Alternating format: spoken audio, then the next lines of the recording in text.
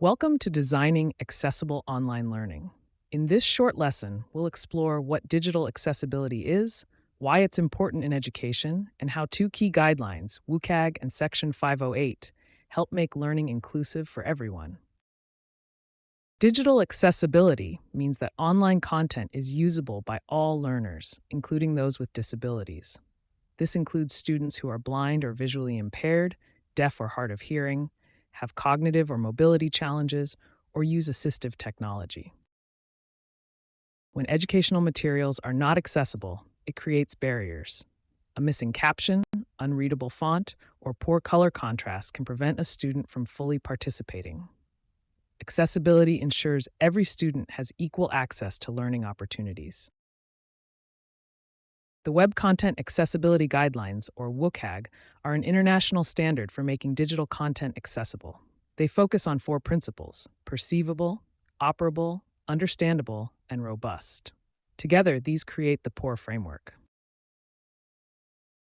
WCAG encourages practices like adding alt text to images, captioning videos, choosing readable fonts, and allowing keyboard navigation. These strategies improve usability for all.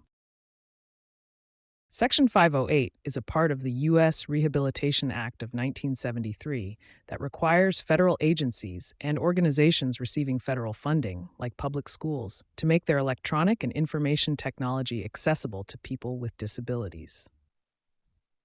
What it is: a U.S. federal law ensuring digital accessibility. Who it applies to: federal agencies and institutions receiving federal funding, including many public schools and universities. What it covers: websites and digital content, online learning platforms, PDFs, presentations, and documents. Software and hardware used in instruction. Accessibility standard aligns with the WCAG 2.0 Level AA guidelines. Purpose: ensures equal access to digital tools and content for individuals with disabilities. Legal impact: noncompliance can result in civil rights complaints or funding consequences. Equity and inclusion accessibility ensures that all students, including those with visual, auditory, motor, cognitive, or learning disabilities, can participate in and benefit from digital learning. It supports Universal Design for Learning (UDL) principles, making materials more flexible and inclusive for all learners, not just those with IEPs or 504 plans.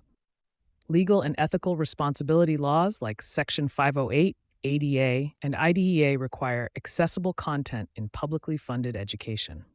Inaccessible materials can result in complaints, lawsuits, or loss of funding. Improved learning outcomes. Accessible content benefits many more students than just those with disabilities. E.g., captions help English learners, and keyboard navigation helps those on mobile devices.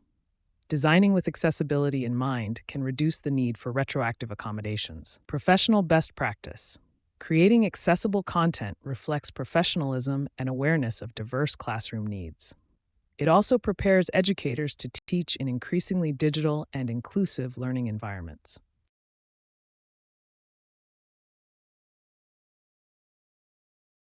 To recap, digital accessibility helps all learners participate.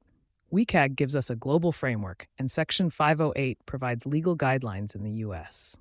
Let's move forward and explore how you can apply these principles in your own work.